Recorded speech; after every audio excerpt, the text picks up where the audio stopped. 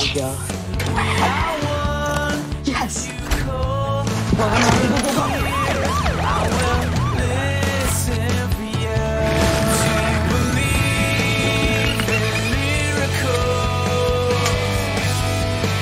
This is Les Weiler for Thatsmye Entertainment, and I'm talking to Patrick Muldoon about his upcoming film, Bernie the Dolphin, which I believe comes out this Friday the 7th in select theaters and on demand.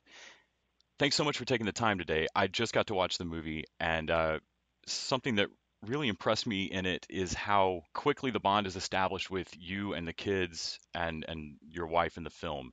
I know part of that owes to the script, but part of it is there's an immediate camaraderie and bond I felt between the family. Made a lot of the scenes touching very quickly. Can you talk a bit about how you got involved in the project and what drew you to the role? First off, thanks for saying that. And just to speak to that for a second, that stuff, sometimes you just get lucky. And we did, from Dahlia to the kids, Lola and Logan. It was kind of an immediate, friendship and bond, and everybody got along organically. And so you can't plan for that stuff. Sometimes it just happens or it doesn't. But, I think it certainly happened on this one. And how I got involved in the project is through Julie Sultan, who's the producer on the movie. We had a mutual friend, and that's how I received the script. And I thought it was nice, by way of a family movie, because there were ecological things in it that, are important at this time. And you get the message through the connection, through the characters. It's not preachy, you get it very simply through the relationship between the kids and the dolphin.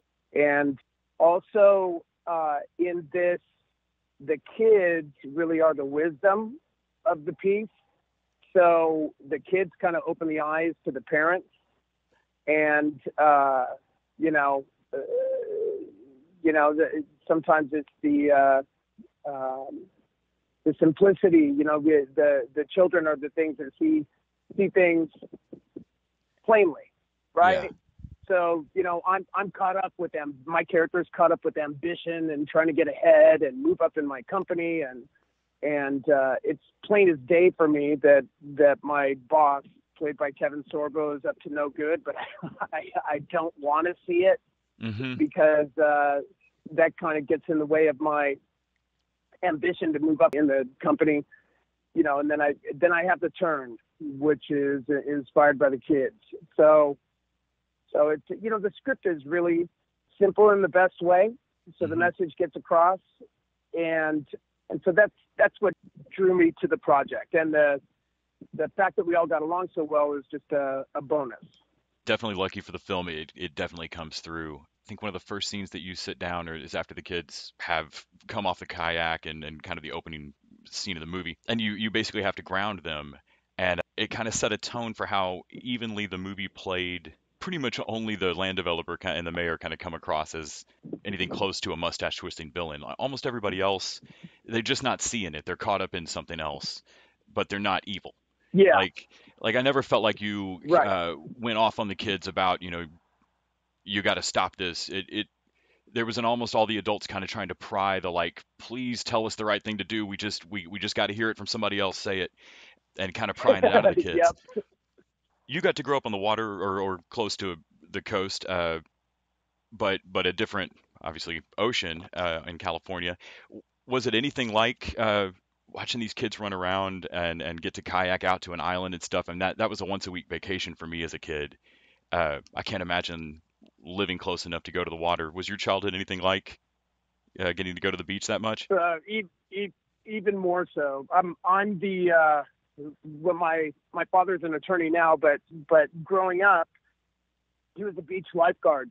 So when I was first born, my playpen was underneath my dad's lifeguard tower at the Venice Beach breakwater. So I grew up, son of a lifeguard. My grandfather was also a beach lifeguard. And so I grew up seeing the beauty of the ocean, but I also grew up seeing bad things happen. People get caught in riptides, cliff rescues, and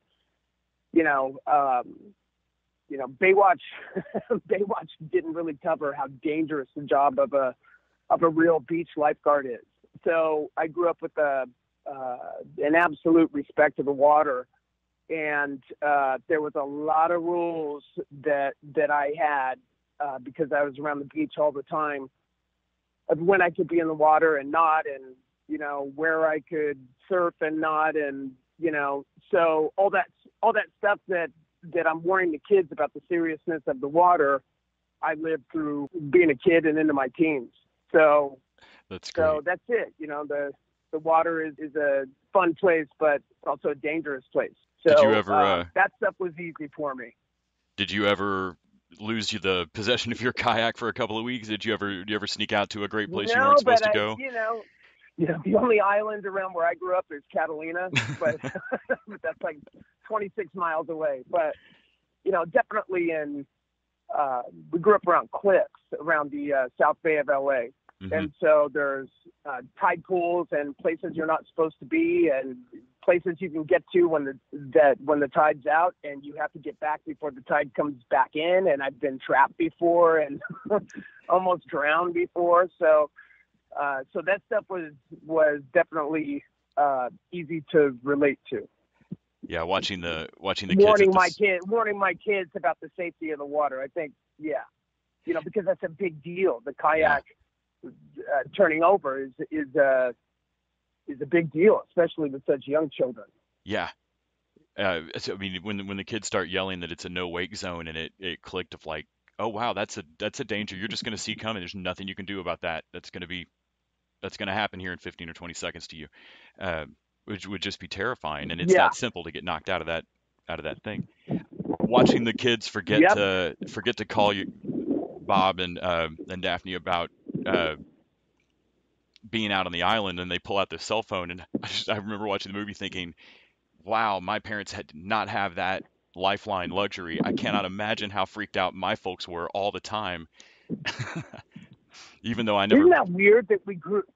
Yeah, isn't that weird that we grew up in a time of you go out and play and there's no cell phone, and I was talking with Julie yesterday, Sultan, that we grew up in a time where the kids went out and played. There were no cell phones, and you come home for dinner. Yeah. And that's certainly not the state of the world now. Maybe the world's a more dangerous place. The kids aren't safe to just go out and play all day. Yeah. Yeah, I watch friends of mine now. Stuff like that. It seems so different. Was there any particular favorite moment that you had over the course of not just something that you saw in the script and thought that'll be fun to play, but when y'all were actually making the movie, was there any particular scene that jumped out as your favorite to get to do? I kind of the conflict scene is the most fun because there's more to do. So I think the showdown scenes with Kevin Sorbo were really fun because Kevin's I don't think he's known for doing comedic stuff, but he was so funny in the movie, in a quirky way. Yeah. And, with this genre of film, it's definitely got to be serious, but it can't leave, kind of it's the balance of, it can't leave the genre of even having fun in the heavy scenes. So, we got some quirky stuff with like kicking him in the shin and his baseball stuff and all that. So I think the conflict things with Kevin were a lot of fun for me. Just watching the whole movie come together and the land development plan and everything, I was really happy to note that I don't feel like Bob is just going after a job, and I always even though you said earlier, he's ambitious and he doesn't want to see what the kids are trying to say. I was very happy that he's ambitious for his family. Exactly. Exactly. Right. I felt like that was a really great. Was that something that you worked to keep going, or did you feel like that was entirely in the script, or did you make a concerted effort to not slip too far, like you were talking about balancing that tone? I kind of think it was. I think it was in there. I think it was in the script enough because my wife, she had her own dreams. So it was kind of, she wanted to go back to mechanic school, right? Yes, Did yeah. you just see the movie? There's a Yeah. discussion about her taking a semester off to help out with money, and it's a nice balance of not putting too much on him. It's not like she looks at him and says, "You've got to go make this much more money." She's willing to make a sacrifice, but you can see he doesn't want her to. Uh, Yeah, he's putting it on himself that he's trying to yeah, climb the ladder and get to a higher position so that she doesn't have to, you know. So there's certainly that. He's looking out, you know. He wants his wife to have the freedom to go out and pursue whatever she wants to pursue. So, you know, but I think that was in the script, which is oh, good. Which is it's nice when it's on the page, you know? Yeah.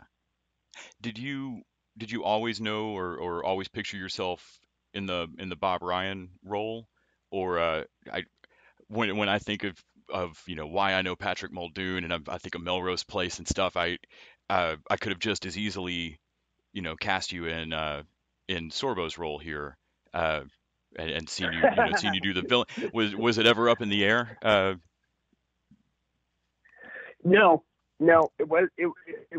It was yeah, I was always going to play the father, but definitely it's always in a way it's more fun to play the villain, and yeah, I could see myself playing Kevin's role, but I'm glad I didn't, since I thought he did such a great job with it. Is that I always assume that's got to be fun in a different way as an actor, but I didn't know. Do you prefer one or the other? Or do you get more enjoyment out of, like you were saying, sometimes the more conflict scenes can be more fun. There's more to do. Do you find it more fun to be the villain, or to be the dad? Not that those are always separate. To be honest, yeah, I do find it more fun to be the villain. It's not. It's. I think it's always more fun to play the villain because you're the obstacle to the action. So like you put it, and the trap in playing a villain is always mustache twirling. Yeah. So I always try and stay away from that when I'm playing the villain. But it's fun to find new ways to go about it. But that doesn't mean it's any more rewarding to be the villain. In this, I was, happy to hold it down as the father because I get to work with the kids and Dahlia, and the kids in this are Lola and we got lucky with them because because I think they're special young actors. They're so free. They say action, but they're already having fun. Which is kind of a reminder to all the older actors that's why we kind of got into this movie. You forget. Yeah. But acting can be fun too. So. So I enjoyed working with the family. So happy I played Bob in this one. Well, and you did a great job at it. Thank you so much for taking the time to chat with me about it today. I really appreciate it. Yeah, thank you so much for helping us get it out there. So much gratitude. Well, everybody will get to watch it Friday, either at home or in a lucky few cities, and I hope everybody enjoys it.